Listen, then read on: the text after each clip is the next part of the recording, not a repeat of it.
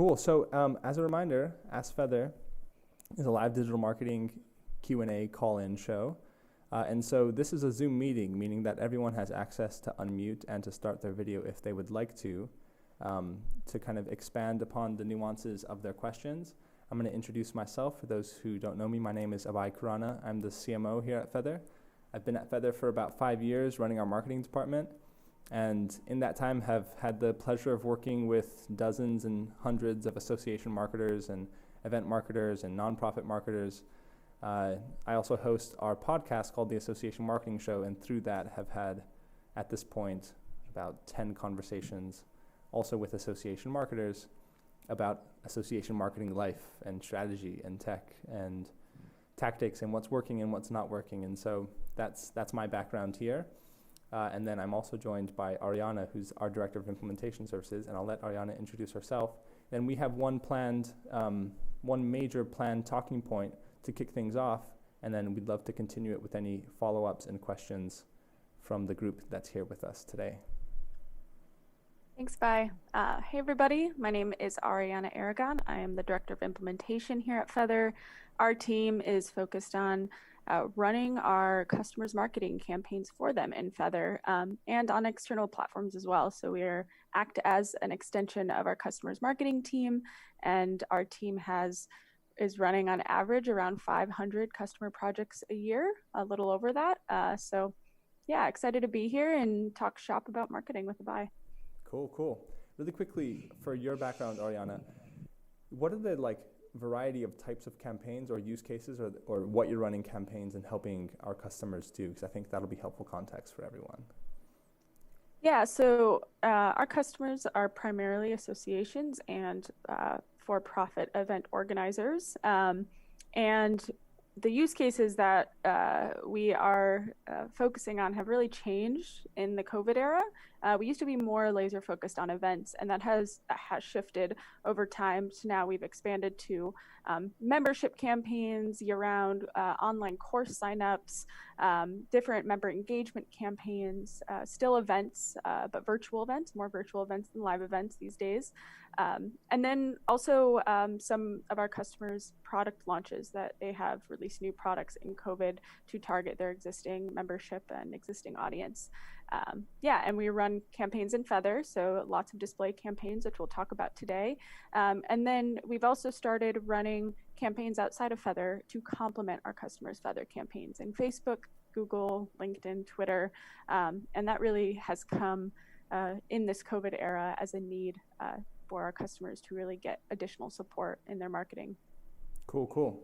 So yeah, with that, let's jump into today's planned topic. So last time we met, I think it was just over 2 weeks ago, we talked about digital advertising a lot just in general, and that we talked about some Facebook ideas, LinkedIn ideas. We had some questions about how to target really niche technical audiences on Facebook, which can be much more difficult than on LinkedIn, where the targeting, especially around like B2B firmographic style targeting, is not as strong. We talked about lookalike modeling and lookalike audiences on Facebook. So we spend a lot of time talking about social advertising and digital advertising more broadly. Today I'd like to bring it back to the topic of programmatic or display advertising and talk about differentiating that or defining that within the overall category of digital advertising, which can include social, include display, it can include even spot buys with individual online publishers, for example. But within that, there's the category of display ads and programmatic advertising specifically.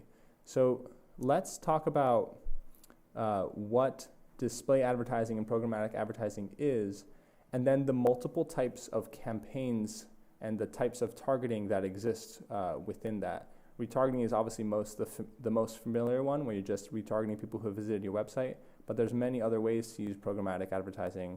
And you being the in-depth expert on this, running these campaigns for our customers, I would love to turn it over to you to talk about that a little bit, and then maybe get into some of the best practices for using the different types of programmatic ad campaigns.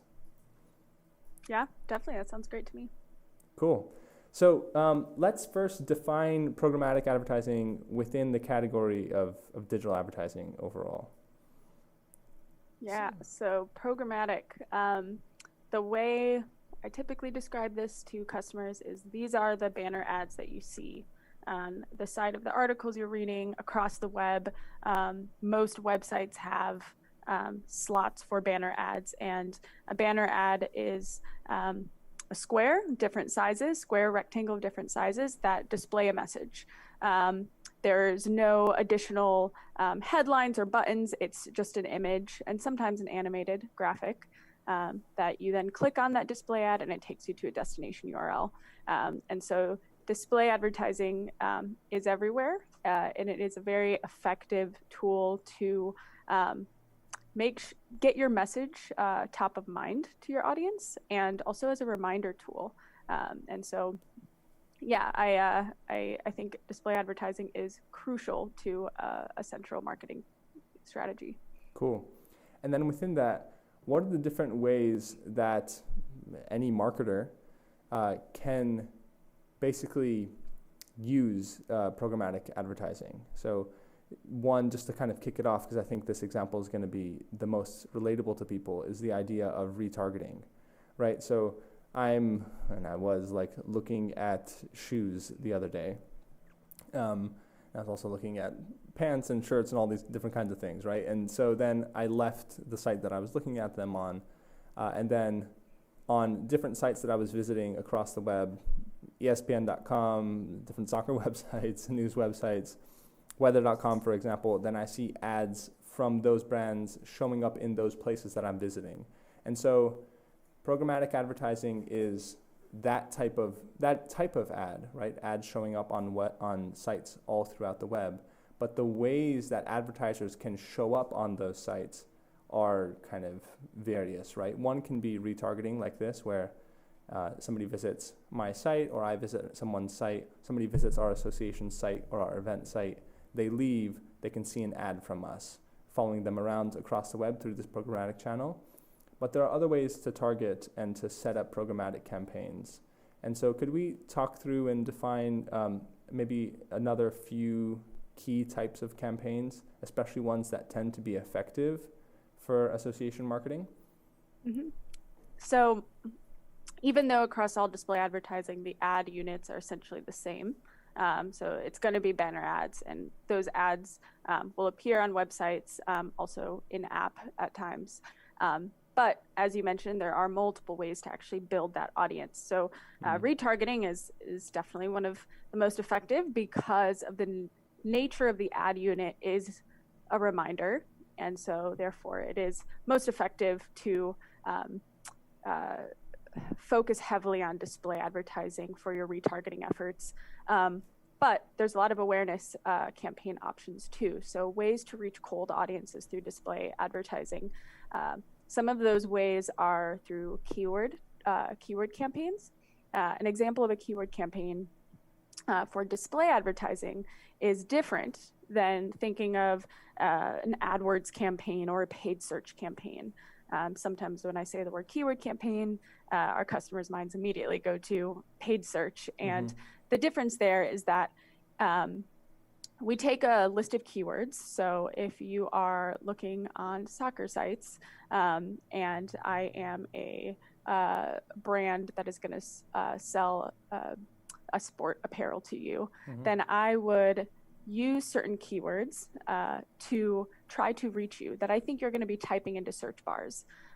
So those keywords could be soccer news, it could be specific sports teams, it could be the World Cup, etc. Any sort of keywords that I think you're going to be typing into search bars, the search bars within websites. So in ESPN.com, there is a search bar there. And anytime someone types in a search term or a search phrase, that data gets typically sent to a third party that can then be used for targeting. So what I can do is I can take those, the list of search terms, maybe 50 to 100 search terms related to my audience. I upload them to a platform. Feathr has this functionality. Also, Google has this functionality. Other ad serving platforms do. And that actually creates a list of people, a list of cookies. And so it matches those search terms with cookies on the web to be able to then serve anyone who has searched for those terms now get served a display ad. So that is the way in which an audience is built. And we use keyword targeting a lot, especially since COVID hit without events. So an example of the way we're using keyword lists often is names of industry events or canceled industry events, so that we can target those people who are looking for updates on the events, looking for refunds, cancellations, and you can have a single keyword list with all of the different names of the industry events and anything related to the industry to try to reach those people. That's super smart. And so just to clarify, keyword targeting is a way of building an audience that then your ads will be shown to in that same format of banner ads on websites across the internet. So it's basically like a targeting mechanism in the same way that using retargeting and a pixel on your website is essentially a targeting mechanism, right? It's building an audience of people who are visiting your web properties and then following them around the web with banner ads on different websites. So that second half of the equation is true between retargeting and keyword targeting and geofencing and some of these other campaign types that we'll get into. The first half of how you build the audience is where there's the difference. And so in keyword targeting, you're building an audience by uploading a keyword list or creating and uploading a keyword list that you would like to basically build an audience for people who are searching those terms, and then you follow them around the web. So you're not actually showing up in the search results like in the case of paid search or SEM, but you are using it to build your audience, and then your ads will follow them across the web, your banner ads on web properties. Exactly. That tactic of competitive events or events in a space, especially now when there's cancellations and people are likely to be searching those competitive event names, either for like, hey, what's happening for this event in 2021? Is it going to be in person? Is it going to be later in the year? Is it going to be virtual again? What's going on? That's so smart. I'm just that's such a key tactical takeaway of how keyword targeting can be used. That's a great idea. Let's talk about some other ones. What other kinds of campaigns are proving to be effective for customers these days? So we have email mapping. So that one is always an effective campaign type, both for cold targeting, but also for warm targeting. So if you have an email marketing list, newsletter signups, maybe past event attendees, maybe online course signups, you can actually upload that to an ad platform, Feathr in this case, and those email addresses will map to third-party cookies, usually at a 70 to 80% match rate. So it's not going to be 100% of those emails will match, but the majority of them will. And then serve them display ads. So similar to keyword list, the way in which the audience is built is different, but the ad unit is still the same. Right. So we're taking that group of people on your email list and we're matching them to cookies on the web so that it can then be served ads in their browser. Gotcha. And I know that marketing list is a great one, especially if people have been around for a long time and have had a long time to build up a marketing database. Yet that can be a really great audience. What are some other good ones? I know you've mentioned in the past, for example, combining previous event attendee lists across a series of years to get to a large group of say everybody who's attended the annual meeting over the last 5 years could be a really good audience. That's a warmer audience for sure than just the marketing list. But any other ones kind of come to mind as examples here? Yeah, I think now with virtual events being relied on more as a lead generation tactic than a true revenue driver, depending on your industry, and virtual events yielding higher volume of signups, that is also a very effective way to upsell anyone who's attended your virtual event to your paid products if you had a free virtual event or just to other offers that your organization has. And we're seeing just, twice or 3 times the amount of signups for these virtual events than you would get for the live event signups. And so there's a lot more emails to work with, and that is still an indicator that is stronger than maybe just a newsletter sign up. So we're using those virtual event lists, and we're refactoring them to be able to upsell to different products. Another one that comes to mind is colder lists. So if you have any partnerships, maybe co-sponsoring events, or maybe having co-branded email newsletters, any sort of partnerships that allow you to get an email list that isn't directly generated by signups, and is instead from your partner, that is a great way to create a top of funnel audience. So if you partnered with someone for an event and they gave you, their entire speaker list, or they gave you an entire sponsor list, you can then upload those sponsor contacts and then serve them display ads as a top of funnel strategy to get them to click and come to your website, so you can then further engage them. Makes a lot of sense.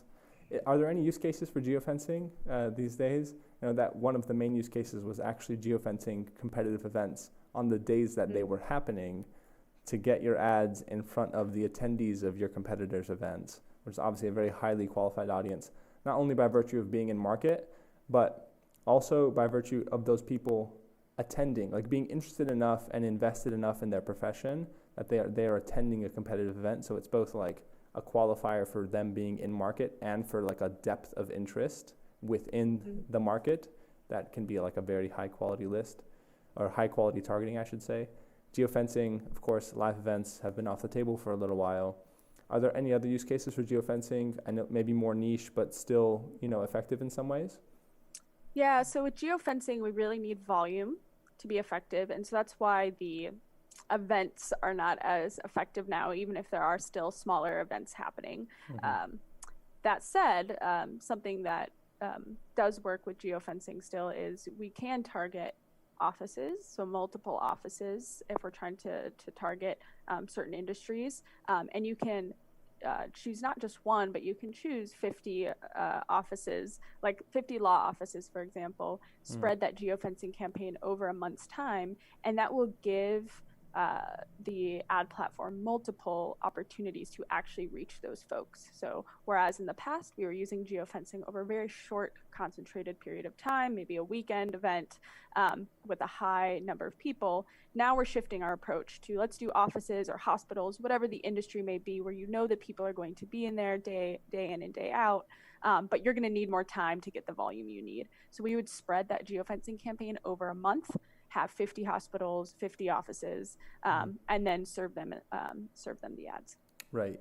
So you have to be a little bit more kind of broad in your targeting and to allow more time for the audience to build, but it can still be an effective tactic. Right, exactly. Cool.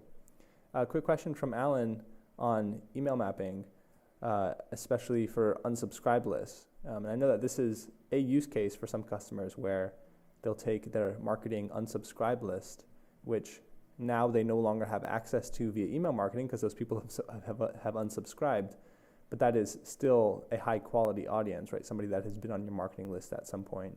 And so email mapping can be a good way to kind of get back in touch with those people, upload that email list, now target them with ads, and then, okay, hey, these people who unsubscribe from your marketing emails, you're still able to communicate with them with banner ads across the web. But Alan's question around that is, does email mapping and like marketing unsubscribe requests or status, is there any interface there? Is there any kind of permission issues there? Yeah, so I mean that is your call based on your organization, but because you are not directly emailing them, it does not violate the law. So we do have some customers who really love using unsubscribe lists, and with a lot of engagement, surprisingly. But it really, it just depends on what you are comfortable with. It sounds like Alan is comfortable with this. And I guess on that note too, a really effective email mapping campaign is lapsed members, so lapsed members, similar to past attendees, people who are no longer engaging with your organization, but you may have years worth of membership lists for your association, or really for any offer. If it's a course sign up, online course sign up, people who have previously registered for past courses but are no longer engaging with your offer. That's a really great way to just remind them. And those campaigns are going to resonate much more than reaching a cold audience, just because they already know who you are, and a lot of times they just need to be reminded. They've already engaged with your product or offer. That's awesome. One question I have for you is that intuitively, retargeting is a good mid-funnel, bottom-of-funnel campaign type, right? It's people who are already visiting your site. Maybe it's people who have started to register for a certain virtual event or a certain program, and then you're retargeting that audience. And so the message can be more kind of direct call to action style, right? Because those people are already aware of you and that kind of thing. And I've mostly thought about the other types of programmatic targeting, so keyword targeting, email mapping, even geofencing, of course, lookalikes especially, as like very, very top of funnel. Like mainly those campaigns should be used to grow awareness with people who don't know about you yet, but who are qualified audiences in market through those variety of targeting options. Is that correct? And is an exception to that basically email mapping? Depending on the list that you're targeting, you could use that for more mid-funnel, bottom-of-funnel type campaigns where you're trying to drive conversions based upon the list that you're targeting? Yes. So email mapping is the one exception. And there's another exception, and it depends on, what your budget is, how long your funnel is, what your offer is, of course. But you also have the option to target, at least within the Feathr platform, you can target folks who have seen an ad from an awareness campaign and who may have not necessarily clicked that ad. And so although only folks who click an awareness campaign will be by default included in your retargeting campaigns, you can actually create another layer of the funnel between a cold and a warm of people who have seen maybe an awareness ad 5 or more times, but have not clicked. And that is a way to kind of tease out and saturate folks to be able to get make sure you're serving the impressions needed for them to actually take action. So sometimes we do that depending on the customer, but kind of creating that additional cold layer where they have seen your ad, they've seen your ad multiple times, but they may not have engaged. Right, and that is a warmer audience in principle than just a straight cold targeted audience. Right. Cool. Right. And similarly, you could do folks who have only clicked your awareness campaign ads and separate clickers from of the cold campaigns from your just general overall website audience. Cool. Alan, I see you have another question that you've put in here. I think I get what you're asking, but I'm going to ask you to unmute and clarify if you don't mind. Yeah, I'd be glad. Can you hear me? Yes, we can hear you. Awesome. So we have members who their membership has been paid for by their, so they're chefs. Their membership has been paid for by their employer. They lose their job due to COVID and budget cuts. Their email address that we have for them is their work address. So they leave the employer, we lose touch with them. But most of their interaction with us has been through their personal devices, computer, phone, or tablet. Will the cookies on those devices give us an avenue to connect with them? That's such a great question. That's a great question. That is such a good question. Ari, I'll take a crack at one layer of this, and I'm sure you have other thoughts here. One is that just cooking based upon site activity has nothing to do with, a certain email account that somebody is logged into or the email address that they're using or that they have registered with you. So if somebody visits your site who kind of falls into this bucket, and then later, they lose their employment and their work email address that you have on file for them becomes inactive, and therefore you kind of like lose the ability to communicate with them via email in this case. The fact that they have visited your site on the same device that they are now continuing to use even after, becoming unemployed or being furloughed or what have you, that cookie will still be active just based upon their site visit activity. If you have, site tracking, if you have pixel tracking installed on your site, say you're using Feathr or something like that, and you'll still be able to retarget those cookies in that way. Another layer of the question that I'm thinking about, and I'm going to not try to answer myself and pass to Ari, is whether an email mapping campaign for those folks would still work because there's some type of like historical association between the work email that is now no longer active, again, from a being able to receive email standpoint. But if there's like a historical association between that work email and a cookie, could an email mapping campaign still work to those folks? And I don't know, but I'm gonna use that to pass to Ariana on that one. Yeah, I don't know what the safe time frame is of the historical association, but that does exist, and the way in which the emails are connected to browser cookies is anytime that person will put their email in somewhere. So if they're putting their email in to connect to a Wi-Fi network, if they put their email into a login page, sometimes the websites are actually selling the data just of the email cookie association to third parties. I know almost all Wi-Fi providers, if you're going to Starbucks and you need to connect to the Wi-Fi, that data is all getting sent to a third party, likely for targeting. So if that work email is associated with any of those third party cookies from historically probably 60 to 90 days, it should still work for an email mapping campaign. But it really depends on how many cookie or how many times that email has been connected to a cookies, how recent that was, etc. Okay, thanks. Does that help, Alan? Yep, sure does. Thank you. Okay, yeah, I think the campaign idea that you're probably considering is, people who have recently become unemployed, and that, and that if that's a large enough list, building that list, running an email mapping campaign against them to still communicate with them. And it sounds like if that's done relatively quickly, from the point of their email address becoming inactive, that could still work. Cool. And for anyone else who's on the call, if you have any questions as nuanced as that, or even higher level, whatever, feel free to just chat in, and we'll take it through the chat, or we'll bring you on to add some detail to your question and get to it. Our last type of kind of campaign targeting, I think, that we haven't really talked about so much is lookalike modeling. Can you talk about that a little bit? How is that being used today? Yeah, so the concept of lookalike modeling is you take a seed audience, and some platforms that might be email lists. In Feathr, that is your website audience, and you take that seed list and then you tell the system, find other cold folks who look like this seed list.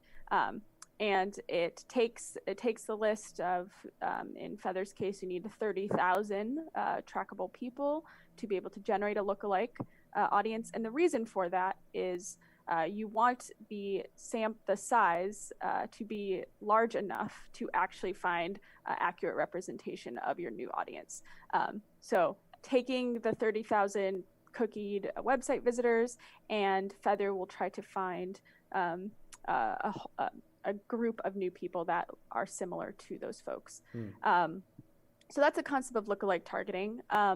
As you can imagine, it is there is mixed success with it, and this is I've done lookalike targeting a lot in Facebook, in Feathr, and sometimes it works really well, and sometimes it falls flat. And I think a reason for that is size of the audience, and also ad platforms are making a best guess as to what to filter on, and what are the attributes that makes an audience look like another audience, right? And so some of that is shooting in the dark. For Facebook, they create the lookalike audience is 1 million people.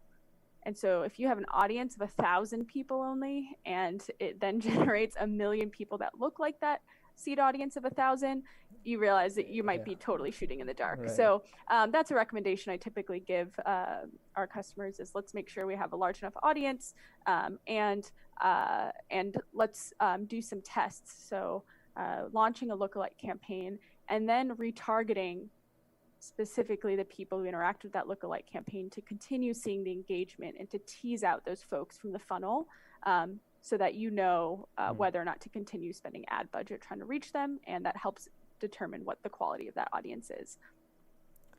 Makes sense. One other facet of lookalike campaigns in Feathr is it's more akin to an affinity targeting or an interest-based targeting that we have in Feathr. And that is building custom audiences based on attributes, interests, job titles, demographics of third-party data. So in Feathr, this has actually been a very successful awareness campaign type when we're trying to do some industry targeting. So if we're trying to target roofers or a certain type of contractor or doctors, there's a lot of third-party demographic affinity and interest-based targeting that we are able to use to generate a cold audience for targeting. And in Google, this exists too. In Google, there's demographic targeting, there's affinity targeting, and there's also topic-based targeting. Again, I would say you don't want to plan your entire marketing funnel, especially if you don't have a large existing audience. You don't want to plan your entire funnel around all of these cold audience types without making sure you're properly testing them. I think a common pitfall for customers is having a very aggressive goal, like we're going to double our event attendance this year, but we don't have an existing website audience. We're just going to use all these cold audience types and get double our event attendance in 3 months. That's not going to be effective. And so you just want to make sure you're testing these, you're retargeting them separate from the rest of your audience to be able to tease out these audiences and see how high quality they actually are. Gotcha. And just to double down on that custom audience targeting, that is basically a way to just select from a list of audience attributes and build an audience custom to your own design that you can then retarget. It's not exactly retargeting because it's cold targeting, but that your ads will show up for that audience again across the web in the form of banners. What are some examples of that you gave, for example, contractors or things like that? Any other examples come to mind of using custom audiences effectively for customers recently? Yeah, it's we've definitely seen success with job titles and industries. Similar to how LinkedIn has industry targeting or group targeting based on job titles, our custom audience options can get pretty granular, where it's not just IT professionals, it's software engineers, or it's not just all doctors, it's a specific type of doctor. And it will also give you the estimated audience size within the platform, within the Feathr platform. And this is also the case for Google. You can kind of see how large the audience pool is to be able to plan your campaign around it. So definitely job titles. Age is one too. There's some restrictions around age targeting. I don't think you can do exclusions with age targeting, but also university students, parents, so those kind of demographics options exist as well. That's super interesting. I know that like LinkedIn targeting, to get really specific on industries and job titles and specific roles, etc., you're paying huge CPM premiums for that. But this seems to be like a much more affordable way to do that with really broad reach in the form of programmatic. And I'm sure it's at a significantly cheaper cost than LinkedIn CPMs, which can get to be $80, $100 or more, depending on how specific you get with your targeting. But it sounds like you can do somewhat comparable targeting and get really precise, and even in terms of like a really niche B2B audience, for example, with Feathr and with this custom audience building option, which is just a great thing to have access to if you're trying to be that precise in your targeting, and you don't have the budget to spend really big CPMs on LinkedIn, or at least you'd like to complement that and also show up for those people when they're not on LinkedIn, when they're on, again, news sites, sports sites, what have you, across the web. Yeah, definitely. I think the LinkedIn targeting tends to be very high quality. It's still a closed network, so they're only able to build audiences based on the LinkedIn data, and it's advantageous to use a larger platform like Feathr that integrates with the 80 plus ad exchanges, because you're able to pull in third-party data from a lot of different sources, and really tap into a larger audience network, and that helps drive down the CPMs. Got it. Cool.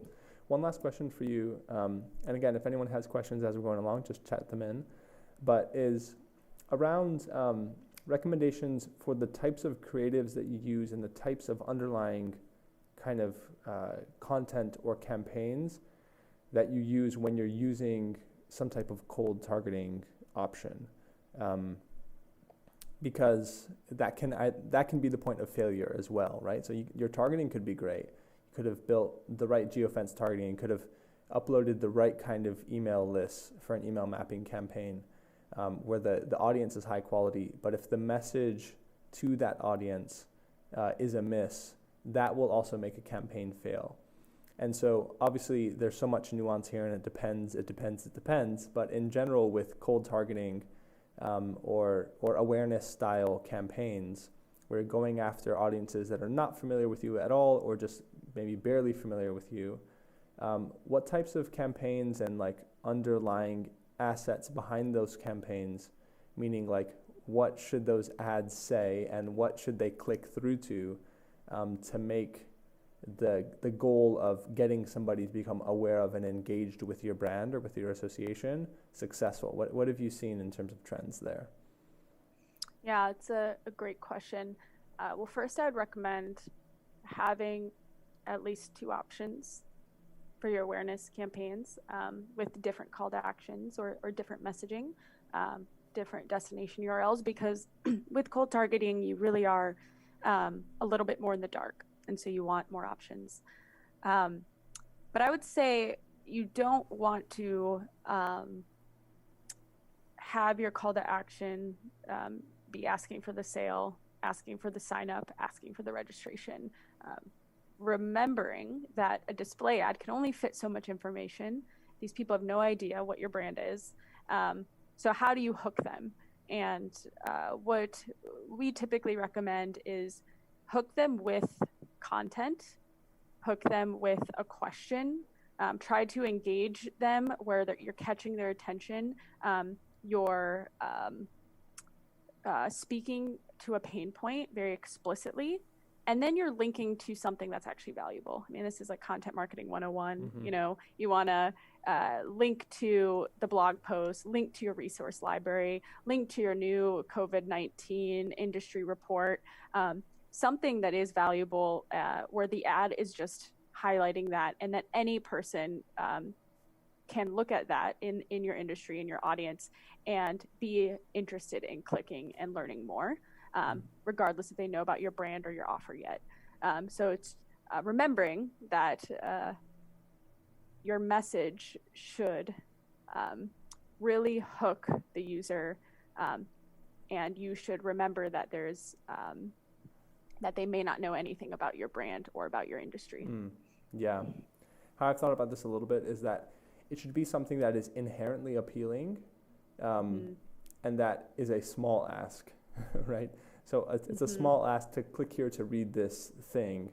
It's a big ask to click here to register, right? And then inherently appealing, meaning that one does not require any familiarity with your brand in order to kind of support the ask. So, for example, like you said, like a 2020 industry report that is being promoted to people who are in that industry. Click here to read free 5-minute read or 5-minute summary or something like that.